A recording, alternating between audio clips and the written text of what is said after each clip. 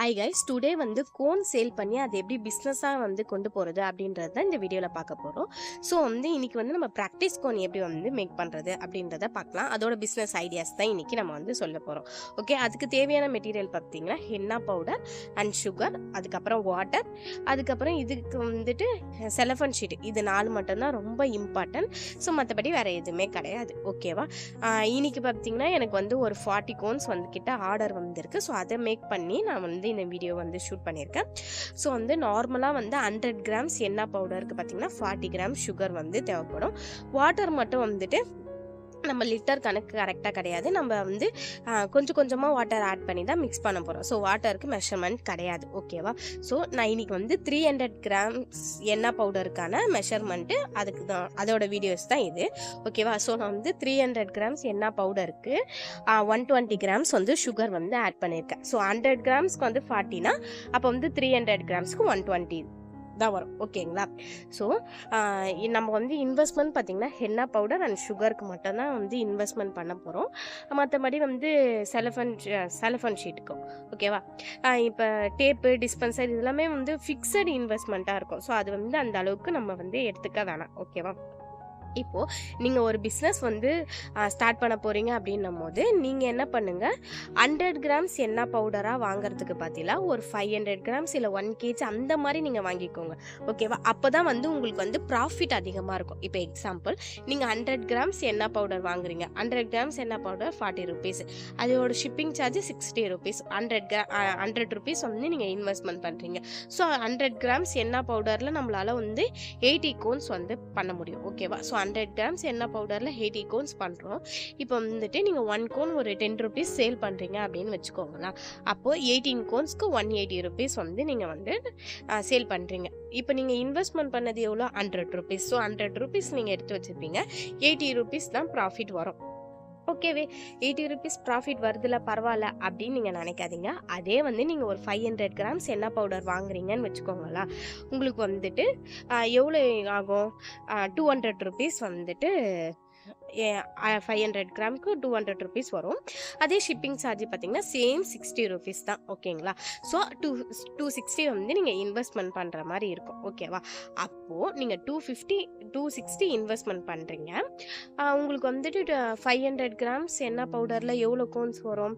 100 கிராம்ஸ்க்கு 18 கோன்ஸ்னால் 75 cones வந்து உங்களுக்கு வரும். ஓகேவா? அப்போது 75 கோன்ஸ், ஒரு கோன் 10 ருபீஸ்னா கூட 75 கோன்ஸ் வந்து 750 வருது. ஓகேவா? ஸோ நீங்கள் இன்வெஸ்ட்மெண்ட் பண்ணது 260. அப்போ வந்து நம்ம 250 வச்சுப்போம். 250 இன்வெஸ்ட்மெண்ட் பண்ணியிருக்கீங்க. உங்களுக்கு 750 வந்து நீங்கள் சேல்ஸ் பண்ணி வச்சுருக்கீங்க. ஸோ நீங்கள் இன்வெஸ்ட்மெண்ட் பண்ண 250 போனாலும் உங்களுக்கு ப்ராஃபிட் எவ்வளோ இருக்குது? 500 ருபீஸ் இருக்குது. ஸோ 500 ருபீஸ் ப்ராஃபிட் நீங்கள் பார்ப்பீங்களா? இல்லை நீங்கள் 100 கிராம்ஸாக வாங்கும் போது எவ்வளோ வரும்னு பார்த்தீங்கன்னா, இப்போ 100 கிராம்ஸ் எண்ணெய் பவுடர் வாங்குறீங்கன்னு வச்சுக்கோங்களா, அது வந்துட்டு நீங்கள் ஷிப்பிங்கோட 100 ருபீஸ். ஒவ்வொரு டைம் நீங்கள் 5 டைம்ஸ்க்கு இந்த மாதிரி வாங்கும் போது 500 ருபீஸ் ஆகுது. ஸோ 500 ருபீஸ் இன்வெஸ்ட்மெண்ட் பண்ணி நீங்கள் 750 வந்துட்டு உங்களுக்கு வந்துட்டு சேல்ஸ் ஆகுது. அப்போ வந்து உங்களுக்கு அதில் 250 தான் வந்துட்டு ப்ராஃபிட் வரும். இதில் 500 ருபீஸ் வருது. ஸோ உங்களுக்கு டிஃப்ரென்ஸ் தெரியுதா? இப்படி தான் வந்து நீங்கள் பண்ணணும். ஒரு நீங்கள் பிகினர் ஸ்டேஜாக எடுக்கும் போது நீங்கள் 100 எண்ணெய் பவுடர் வாங்கிறதுக்கு பதிலாக 500 கிராம்ஸ் வாங்கினா பெஸ்ட்டு. 500 கிராம்ஸ் இல்லை 1 kg அப்படி வாங்கும் போது பெஸ்ட்டாக இருக்கும்.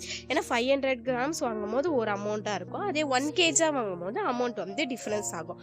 ஸோ அப்போ வந்து உங்களுக்கு ப்ராஃபிட்டுமே இன்னும் வந்து எக்ஸஸாக கிடைக்கிறதுக்கு நிறைய சான்சஸ் இருக்குது. ஸோ அதனால தான் வந்து 100 கிராம்ஸாக வாங்காமல் ஒரு 500 கிராம்ஸ் இல்லை 1 kg அந்த மாதிரி வாங்கிக்கோங்க அப்படின்னு சொல்கிறேன். ஓகே, ஸோ என்னால் பிகினர் ஸ்டேஜாக வந்து இன்வெஸ்ட்மெண்ட் பண்ண முடியாது அப்படின்றவங்க ரீசேல் பண்ணிக்கோங்க. ஓகேவா? ஸோ நிறைய பேர் வந்து சோஷியல் மீடியாவில் நிறைய பேர் இப்போ வந்து பார்த்திங்கன்னா ரீசேல் அவைலபிள் இருக்குதுன்னு சொல்லி போடுறாங்க. ஓகேவா? இப்போ நீங்கள் இன்ஸ்டாவில் பார்த்தீங்கன்னா நிறைய பேர் வந்து ஹோல்சேல் ரீசேல் வந்து அவைலபிள் இருக்குது அப்படின்னு சொல்லி போடுறாங்க. ஸோ நீங்கள் அவங்கக்கிட்டலாம் வந்துட்டு இந்த மாதிரி வந்து ரீசேல் நான் பண்ணுறேன் அப்படின்ற மாதிரி நீங்கள் கேட்டு அவங்க கிட்ட வந்து இமேஜ் கலெக்ட் பண்ணிக்கோங்க. அந்த இமேஜை கலெக்ட் பண்ணி நீங்கள் வந்து உங்களோட வாட்ஸ்அப் இல்லை இன்ஸ்டா ஏதோ ஒன்றுத்தில் நீங்கள் வந்து போஸ்ட் போடுறீங்க. ஸோ அது மூலியமாக வந்து உங்களுக்கு ஆர்டர்ஸ் வருது அப்படின்னும் போது, இப்போ எக்ஸாம்பிள் நான் சொல்கிறேன். இப்போ நீங்கள் வந்து ஒரு 10 கோன்ஸ் வந்து ஒரு கோன் வந்து அவங்க 10 ருபீஸ்னு உங்களுக்கு கொடுக்குறாங்க, ஓகேவா? ஸோ நீங்கள் வந்து அதை ஒரு 15 ருபீஸ்க்கு நீ வந்து சேல் பண்ணுறீங்க, ஓகேவா? அப்போ வந்துட்டு ஒரு கோன் வந்து 15 ரூபானா அப்போ வந்து 10 கோன் வந்து 150 ரூபா. ஸோ ஷிப்பிங் சார்ஜ் அவங்க எவ்வளோ சொல்கிறாங்களோ சேம் அதே ரேட்டு நீங்கள் வந்து அவங்கக்கிட்ட சொல்லிடுங்க. ஸோ 15 ருபீஸே வைப்போம், ஓகேவா? ஸோ 200 ருபீஸ் ஆகுது, ஓகேவா? ஸோ இந்த 200 ருபீஸ் நீங்கள் என்ன பண்ணுறீங்க, அவங்கக்கிட்ட 200 ருபீஸ் சொல்லி அட்ரஸ் எல்லாமே நீங்கள் வாங்கி நீங்கள் யார்கிட்ட ரீசெல்லர் அந்த ஹோல்சேலர் யாரோ அவங்கக்கிட்ட வந்து நீங்கள் வந்துட்டு எவ்வளோ அவங்கக்கிட்ட சொல்லியிருந்தாங்க, 10 ருபீஸ் சொல்லியிருந்தாங்களா, அப்போ 100 ருபீஸ் நீங்கள் அவங்களுக்கு அனுப்புகிறீங்க. கொரியர் சார்ஜ் ஒரு 50 ரூபா அனுப்புகிறீங்க. ஸோ 150 நீங்கள் அவங்களுக்கு அனுப்புகிறீங்க. ஸோ இவங்ககிட்ட வந்து நீங்கள் எவ்வளோ வாங்குனீங்க, 200 ருபீஸ். அதில் வந்து ஒரு 50 இருக்கா, ஸோ அந்த 50 வந்து உங்களுக்கான ப்ராஃபிட். ஸோ நீங்கள் இது எதுவுமே பண்ணவே இல்லை, பட் வந்து உங்களுக்கு 50 ருபீஸ் வந்து ப்ராஃபிட் வந்திருக்கு. ஸோ இதுதான் வந்து ரீசேல், ஓகேவா? நீங்கள் எதுவுமே பண்ண போகிறது இல்லை, அவங்களோட ஒர்க்ஸ் எடுத்து உங்களோட சோஷியல் மீடியாவில் நீங்கள் வந்து ஷேர் பண்ண போகிறீங்க. அது மூலயமா கஸ்டமர்ஸ் வர போகிறாங்க. அவங்கக்கிட்ட நீங்கள் அட்ரஸை வாங்குறீங்க, அதை வந்து அப்படியே அவங்களுக்கு சென்ட் பண்ணுறீங்க, உங்களோட ஹோல்சேலருக்கு சென்ட் பண்ணுறீங்க. நீங்கள் வந்துட்டு அமௌண்ட்டை நீங்கள் வந்துட்டு வாங்கி எவ்வளோ நீங்கள் வந்து ப்ராஃபிட் வச்சுருக்கீங்களோ அந்த ப்ராஃபிட்டை நீங்கள் எடுத்துகிட்டு மிச்சம் அமௌண்ட்டை உங்கள் வந்து ஹோல்சேலருக்கு நீங்கள் கொடுத்துட்றீங்க. ஸோ இவ்வளோ தான். இதில் வந்து அவங்களுக்குமே வந்துட்டு சேல் ஆன மாதிரி இருக்கும், உங்களுக்குமே வந்து ப்ராஃபிட் வந்த மாதிரி இருக்கும். ஸோ இதுதான் வந்து ரீசேல். பிகினர் ஸ்டேஜாக இருக்கும் போது உங்களால் இன்வெஸ்ட்மெண்ட் பண்ண முடியல அப்படின்னும் போது நீங்கள் ஃபர்ஸ்ட்டு ரீசேலாக ட்ரை பண்ணுங்கள். அதுக்கப்புறம் அது மூலயமா உங்களுக்கு வந்து நிறைய பேர் இருக்காங்க, எனக்கு கம்பல்சரி மந்த்லி ஒரு 10 ஆர்டர் இல்லை 20 ஆர்டர்ஸ் கிட்ட வருது அப்படின்னும் போது நீங்கள் அந்த டைம் ஹோல்சேலராக வந்துட்டு ஒரு பல்காக இப்போ 1 kg 2 kg அந்த மாதிரி பல்காக வாங்கி நீங்கள் பண்ணும்போது உங்களால் கண்டிப்பாக வந்து நீங்கள் 15 ருபீஸ்க்கு நீங்கள் வந்துட்டு கொடுத்தாலுமே வந்து உங்களுக்கு ப்ராஃபிட் வந்து டபுளாக கிடைக்கும். அவங்கக்கிட்ட வாங்கினதை விட உங்களுக்கு எக்ஸ்ட்ரா வந்து ப்ராஃபிட் வந்து கிடைக்கும், ஓகேவா? ஸோ நீங்கள் அந்த டைம் ஹோல்சேலராக பண்ணும்போது நீங்கள் எக்ஸ்ட்ரா கூட கம்மி பண்ணி கூட நீங்கள் வந்து சேல் பண்ணிக்கலாம். ஸோ அது உங்களோட விருப்பம், ஓகேவா? ஸோ இந்த மாதிரி நீங்கள் ட்ரை பண்ணும்போது நீங்கள் வந்து லாக் ஆகிக்க மாட்டீங்க, ஓகேவா?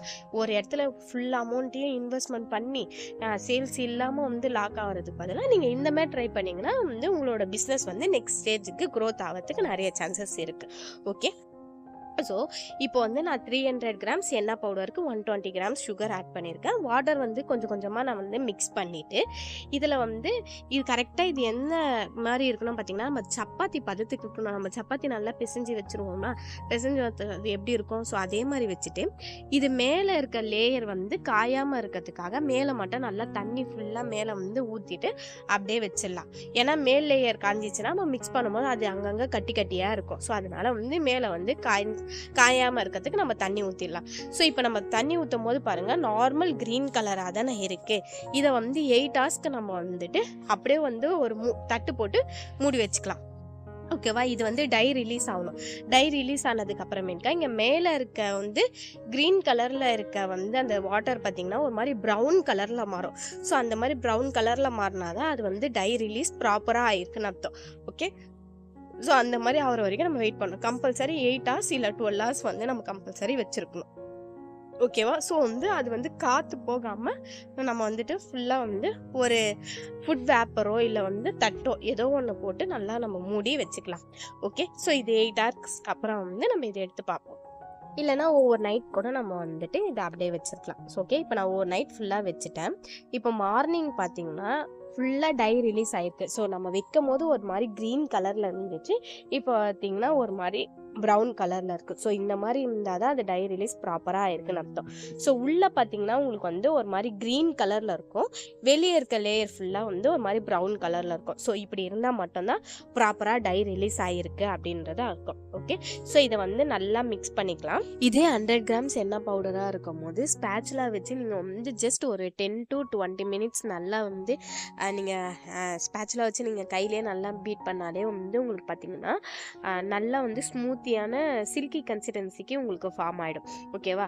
அந்த குட்டி குட்டி பபுள்ஸ் எதுவுமே ஃபார்ம் ஆகாமல் ஓரளவுக்கு நல்லாவே வந்துடும். ஸோ இது 300 கிராம்ஸ்ன்றதுனால கொஞ்சம் பல்காக இருக்கா. ஸோ வந்துட்டு என்னால் இந்த குட்டி இதெல்லாம் வந்து என்னால் மிக்ஸ் பண்ண முடியல, அதனால் நான் பெருசுக்கு ட்ரான்ஸ்ஃபர் பண்ணிவிட்டு நான் வந்து பீட்டர் வச்சு நல்லா பீட் பண்ணி கொண்டு வந்துருக்கிறேன், ஓகே? ஸோ மிக்ஸ் பண்ணும்போது வெரி வெரி இம்பார்ட்டன்ட் விஷயம் என்னன்னு பார்த்தீங்கன்னா வாட்டர் தான். வாட்டர் பார்த்திங்கன்னா நம்மளுக்கு வந்து நம்ம ஃபர்ஸ்ட் வந்து எப்படி ஊற்றணுமோ அந்த மாதிரி இங்கே வந்து நம்ம வந்து அதிக வாட்டர்லாம் யூஸ் பண்ணக்கூடாது, கொஞ்சம் கொஞ்சமாக வந்து தான் நம்ம வந்து ஒரு 5 to 10 ட்ராப்ஸ் அந்த மாதிரி தான் ஊற்றி நல்லா மிக்ஸ் பண்ணோம். ஏன்னா வந்து அந்த டைம் வந்து நம்ம வாட்டர் அதிகமாக மிக்ஸ் பண்ணால் கூட நம்ம எக்ஸ்ட்ரா வந்து எண்ணெய் பவுடர் சுகர் இந்த மாதிரி ஆட் பண்ணிக்கலாம்.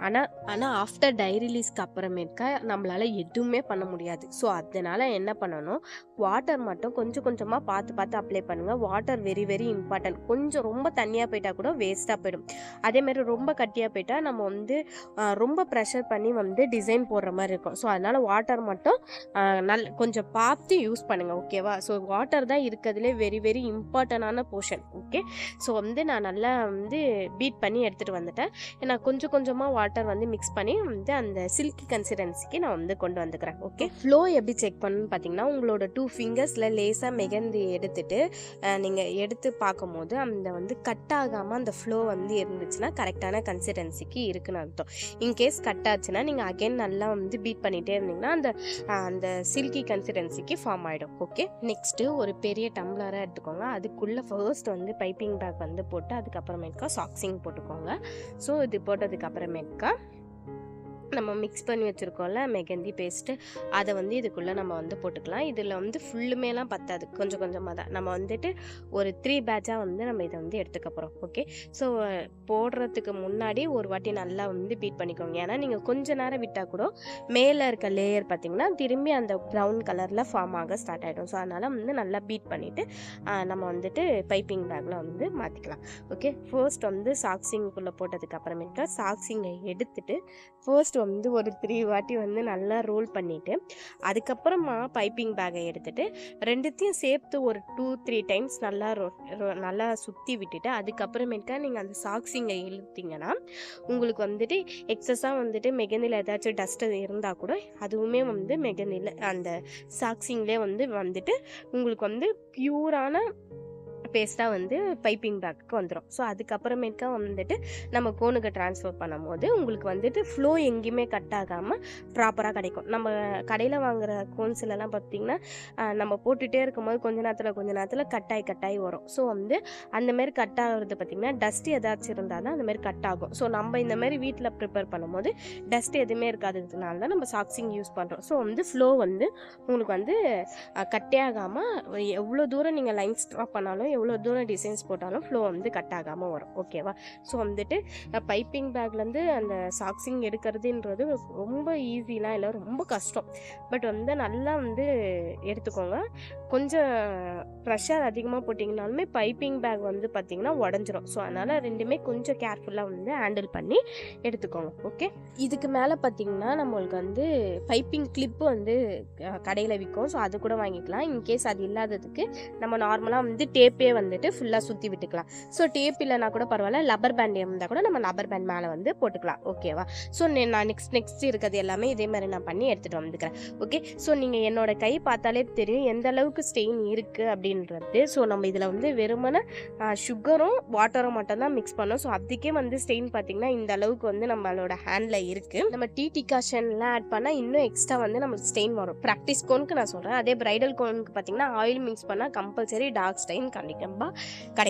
ஓகேவா? ஸோ இப்போ நெக்ஸ்ட் பார்த்தீங்கன்னா நான் வந்துட்டு செலஃபன் ஷீட் பார்த்தீங்கன்னா நான் கட் பண்ணி ரோல் பண்ணி எடுத்துக்கிட்டேன். ஸோ அதோட வீடியோ பார்த்தீங்கன்னா நான் ஆல்ரெடி ஷார்ட்ஸில் அப்லோட் பண்ணியிருக்கேன். யாருக்காச்சும் வேணும்னா செக் பண்ணி பாருங்கள்.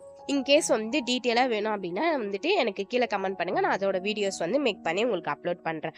ஓகே, ஸோ வந்துட்டு எப்பயுமே மேலே பார்த்தீங்கன்னா அந்த வி ஷேப்க்கு இருந்தால் மட்டும்தான் ப்ராப்பராக வந்து நீங்கள் கோன் ரோல் பண்ணியிருக்கீங்கன்னு அர்த்தம். ஓகேவா? ஸோ இப்போ இதுக்குள்ளே நம்ம வந்து ஃபில் பண்ணிக்கலாம். ஸோ ஒவ்வொரு கோன்லேயும் பார்த்தீங்கன்னா கம்பல்சரி வந்து ஒரு 20 to 25 கிராம்ஸ்க்குள்ளே வந்து ஒவ்வொரு கோனுமே நம்ம வந்துட்டு ஃபில் பண்ணிக்கலாம். ஓகேவா?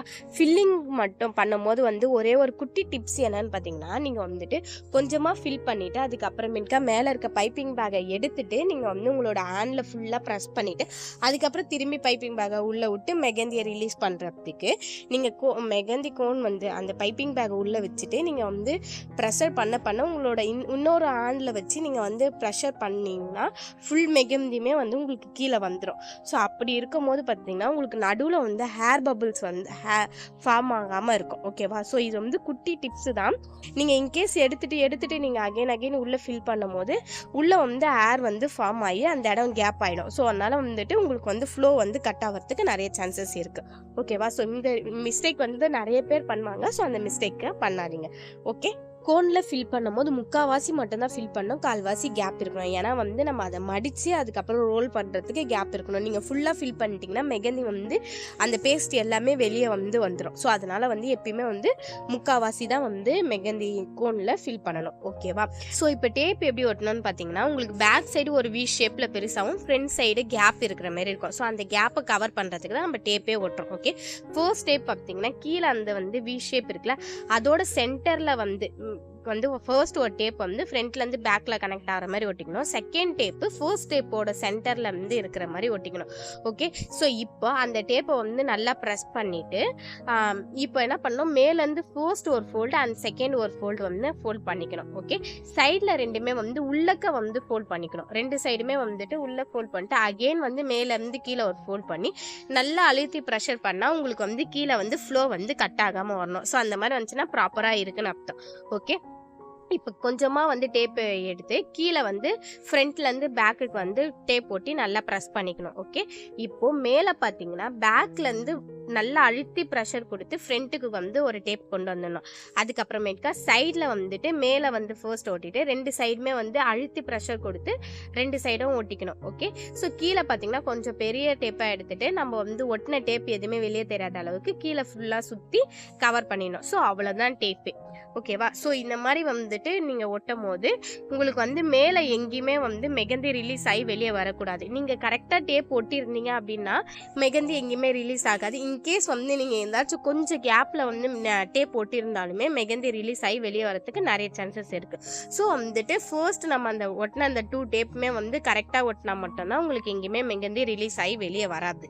ஓகேவா? ஸோ இந்த மாதிரி எல்லா டேப்புமே நம்ம ஒட்டி எடுத்துக்கலாம். இப்போது இந்த மெகந்தியை நம்ம எப்படி பிஸ்னஸாக வந்து பண்ணுறது அப்படின்ற நான் என்னோட டிப்ஸை வந்து நான் உங்களுக்கு சொல்கிறேன். ஓகேவா? ஸோ நீங்கள் வந்துட்டு நான் ஸ்டார்டிங் சொன்ன மாதிரி தான், நீங்கள் ஒரு பிஸ்னஸாக இதை நீங்கள் பண்ண போகிறீங்க அப்படின்னும் போது 100 கிராம்ஸ் அப்படி வாங்கிறதுக்கு பதிலாக 500 கிராம்ஸ் இல்லை 1 kg அந்த மாதிரி வாங்கிக்கோங்க. அதுதான் பெஸ்ட்டு. ஓகேவா? ஸோ இப்போ நான் 1 kgக்கான மெஷர்மெண்ட்டு அதுலேருந்து ப்ராஃபிட் எவ்வளோ வருது அப்படின்ற வந்து நான் எக்ஸாக்டாக நான் சொல்கிறேன். ஸோ நம்மளுக்கு என்ன பவுடர் பார்த்தீங்கன்னா ஒரு 350 rupees வரும். ஓகே, சுகர் பார்த்தீங்கன்னா நம்மளுக்கு வந்துட்டு 20 rupees நம்ம வச்சுப்போம். செலஃபோன் ஷீட் பார்த்தீங்கன்னா நம்மளுக்கு ஒரு ஷீட்டில் பார்த்தீங்கன்னா கரெக்டாக 16 பீஸ் வந்து நம்மளுக்கு கிடைக்கும். அப்படி இருக்கும் போது நம்மளுக்கு வந்து 1 kgல வந்து நம்மளுக்கு 180 cones நம்மளுக்கு கிடைக்கும். ஸோ அப்படி இருக்கும் போது நம்மளுக்கு வந்து 180 பீஸ் வந்து நம்மளுக்கு வேணும். ஆனால் நம்மக்கிட்ட வந்து 10 ஷீட் வாங்கினாலே நம்மளுக்கு வந்து 160 பீஸ் தான் வரும். அப்படி இருக்கும் போது நம்ம 12 ஷீட் வாங்குறோம். 12 ஷீட்டில் பார்த்தீங்கன்னா 192 பீசஸ் வந்து நம்மளுக்கு கிடைக்கும். ஸோ அப்படி இருக்கும் போது அதோட ரேட் பார்த்தீங்கன்னா ஒரு ஷீட் 5 ரூபாய். அப்படி இருக்கும் போது நம்ம 12 ஷீட் பார்த்தீங்கன்னா 110 ரூபாய் கிட்ட நம்மளுக்கு வரும். ஓகேவா? டிஸ்பென்சர் பார்த்தீங்கன்னா ஒரு 80 ரூபாய். டேப் வந்து நான் 2 டேப் கனெக்ட் பண்ணியிருக்கேன். ஸோ 10 rupees கிட்ட வரும். ஓகேங்களா? ஸோ இது பேக்கிங் பாக்ஸ் பார்த்தீங்கன்னா ஒரு பீஸ் வந்து நான் 4 ரூபாய்க்கு வாங்கினேன். அப்படி இருக்கும் போது ஒரு பாக்ஸில் கரெக்டாக வந்து நம்மளுக்கு 10 cones வந்து நம்மளுக்கு கரெக்டாக வைக்க முடியும். அப்படி இருக்கும் போது நம்மளுக்கு 18 cones வந்து 18 பாக்ஸ் நம்மளுக்கு வேணும். அப்போ ஒரு பாக்ஸ் 4 rupeesனா அப்போ 18 பாக்ஸ் வந்து 72 rupees கிட்ட நம்மளுக்கு வருது எக்ஸாக்டாக. ஸோ ஓகே, ஸோ ஸ்டாக்கிங் பார்த்தீங்கன்னா ஒரு பீஸ் பார்த்தீங்கன்னா 7 rupees வரும். பைப்பிங் பேக் வந்து 1 பீஸ் வந்து 1 rupee வரும். ஸோ டோட்டலாக வந்து 650 இன்வெஸ்ட்மெண்ட் ஆகுது. ஓகே, ஸோ 650 இன்வெஸ்ட்மெண்ட்டில் நம்மளால் 180 cones ரெடி பண்ண முடியும். ஸோ இப்போ 1 கோனோட ரேட் வந்து நம்ம எவ்வளோ அப்படின்றத கண்டுபிடிக்கணும். ஓகே, 650 டிவைடட் பை 180 அப்படின்னு போட்டிங்கன்னா 3.6 வரும். ஓகேங்களா? ஸோ எக்ஸாக்டாக நம்ம வந்து 4 rupees அப்படின்னு கணக்கு வச்சுக்கலாம். அப்படின்னும் போது ஒரு கோனோட ரேட்டு 4 ரூபாய் கிட்ட நம்மளுக்கு வருது. இது வந்து நம்மளோட ப்ராஃபிட் எதுவுமே இல்லை. ஒரு கோனோட ரேட்டு ஒரிஜினல் ரேட்டு 4 ரூபாய். இதில் நம்ம எவ்வளோ ப்ராஃபிட் வைக்கிறது அப்படின்னு பார்த்தீங்கன்னா 1.5 மடங்கு நம்ம வைக்கலாம், இல்லை 2 மடங்கு நம்ம வைக்கலாம், 3 மடங்கு அந்த மாதிரி நம்ம வைக்கலாம். அப்படின்னும் போது இப்போ 1.5 மடங்கு நீங்கள் வச்சிங்கன்னா ஒரு கோனோட ரேட்டு 6 ரூபாய் கிட்ட வரும். அதே 2 மடங்குனா 8 ரூபாய், அதே 3 மடங்குனா 12 ரூபாய். ஓகேவா? ஸோ நீங்கள் 6 ரூபான்னு விற்றீங்கன்னா 2 ரூபாய் லாபம், அதே 8 ரூபான்னு விற்றீங்கன்னா 4 ரூபாய் லாபம், அதே 12 ரூபான்னு விற்றீங்கன்னா உங்களுக்கு 8 ரூபாய் வந்துட்டு ப்ராஃபிட் கிடைக்கும். ஓகே, ஸோ இன்னைக்கு வந்து எனக்கு வந்து ஒருத்தவங்க 30 கோன் ஆர்டர் பண்ணியிருந்தாங்க, இன்னொருத்தவங்க 10 கோன் ஆர்டர் பண்ணியிருந்தாங்க. ஸோ அவங்கக்கிட்ட வந்து சேம் வந்து 60 rupees வந்து நான் ஷிப்பிங் சார்ஜஸ் வாங்கிக்கிட்டேன். ஸோ அந்த ஷிப்பிங் சார்ஜை நம்ம கனெக்ட் பண்ணிக்க வேணாம். ஸோ ஓகேவா? ஸோ 30 கோன் வந்துட்டு 300 ரூபான்னு நான் வாங்கியிருந்தேன். ஸோ ஓகேவா? இப்போ ஒரு கோன் வந்துட்டு நம்மளோட அடக்க விலை 4 ரூபாய் இல்லை, அப்போ வந்துட்டு 30 கோனுக்கு 120 ரூபாய் போனாலுமே எனக்கு வந்து அதில் எவ்வளோ ப்ராஃபிட்டு 180 ரூபாய் ப்ராஃபிட் கிடச்சிது. அதே வந்து நான் 10 கோன் வித்த இடத்துல எனக்கு 60 ரூபாய் ப்ராஃபிட் கிடச்சிது. ஓகேவா? டோட்டலாக பார்த்தீங்கன்னா 240 ரூபாய் எனக்கு வந்து நான் 40 கோன் விற்றதுக்கு ப்ராஃபிட் கிடச்சிது. ஓகே, ஸோ இதுவுமே வந்து நான் 1 kg பல்காக வாங்கினதுனால தான் எனக்கு இந்த அமௌண்ட் வந்து கிடச்சிது. அதே நான் 100 கிராம்ஸ் என்ன பவுடர் அது மாதிரி வாங்கினா கிடைக்காது. ஸோ அதனால தான் நான் சொல்கிறேன், பிகினர் ஸ்டேஜாக இருக்கவங்க வந்து ஒன்று ரீசேலாக பண்ணுங்கள், அப்படி இல்லைனா ஹோல்சேலாக நீங்கள் எடுக்கிறீங்க அப்படின்னமோ கொஞ்சம் பல்காக எடுத்துக்கோங்க. கொஞ்சம் இன்வெஸ்ட்மெண்ட் பண்ணால் உங்களால் இதில் நிறைய ப்ராஃபிட் பண்ண முடியும். ஓகேவா? வெறுமனே நான் வந்து எனக்கு நான் 40 கோன் விற்றதுக்கே எனக்கு 240 ரூபாய் கிடச்சிது. ஸோ இதை வந்து ரெகுலராக பண்ணும்போது நீங்கள் யோசிச்சு பாருங்கள், இதில் எவ்வளோ ப்ராஃபிட் வரும், மந்த்லி நம்மளால் எவ்வளோ எடுக்க முடியும் அப்படின்றது உங்களுக்கே வந்துட்டு ஒரு அளவுக்கு கெஸ் பண்ண முடிஞ்சிருக்கும். ஓகேவா? ஸோ கம்பல்சரி ஹவுஸ் ஒய்ஃப் இல்லைனா ஸ்டூடெண்ட்ஸ் எல்லாருமே இதை வந்து ஃபர்ஸ்ட்டு பார்ட் டைமாக எடுத்து பண்ணிங்கன்னா கம்பல்சரி இதில் 5,000 to 10,000 வரைக்கும் மந்த்லி ஏர்ன் பண்ண முடியும். ஓகே, அந்த அளவுக்கு நீங்கள் எஃபெக்ட் பண்ணிட்டு நீங்கள் பண்ணணும். ஓகேவா? நான் வெறும் ப்ராக்டிஸ் கோனுக்கான மெத்தட் மட்டும்தான் சொல்லி கொடுத்தேன். இதே பிரைடல் கோனுக்கு பார்த்தீங்கன்னா நான் ஆயில் சேர்க்கும் போது எக்ஸ்ட்ராவாக வந்து அமௌண்ட் ஆகும், அதே மாதிரி எக்ஸ்ட்ராவாக வந்து ப்ராஃபிட் வைக்க முடியும். இன்கேஸ் அதுவுமே வேணும்னா சொல்லுங்கள், நான் அதுக்கான வீடியோஸையும் நான் மேக் பண்ணி போடுறேன். ஓகே, ஸோ இதில் ஏதாச்சும் டவுட் இருந்துச்சுன்னா கீழே கமெண்ட் பண்ணுங்கள், அதுவுமே நான் வந்து உங்களுக்கு கிளியர் பண்ணுறேன். ஓகே, ஸோ கம்பல்சரி இதை வந்து ஒரு பிஸ்னஸாக எடுத்து நீங்கள் பண்ணிங்கன்னா சக்ஸஸ் ஆக முடியும்.